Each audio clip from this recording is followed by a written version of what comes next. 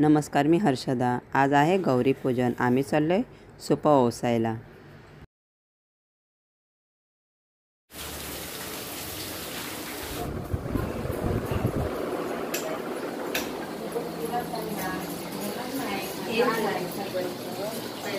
मामी काय करते? पुरणपोळी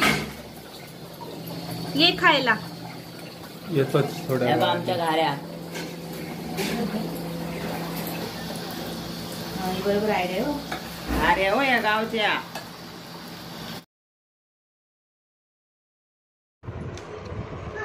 सुप आहेत। सुपांना असं धागा बांधायचा म्हणजे वस्त्र असं आई बांधते। आई धागा बांधते वस्त्र।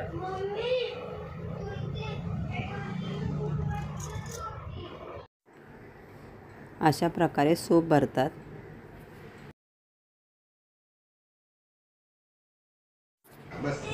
सुपामध्ये साडी, चोली, मिठाई, पुरणपोळी, करंजी, नारळ, केळी, फळं म्हणजे फेणी वगैरे सगळं ठेवलं जातं। त्याच्यानंतर हळद कुंकू लावायचं सुपांना।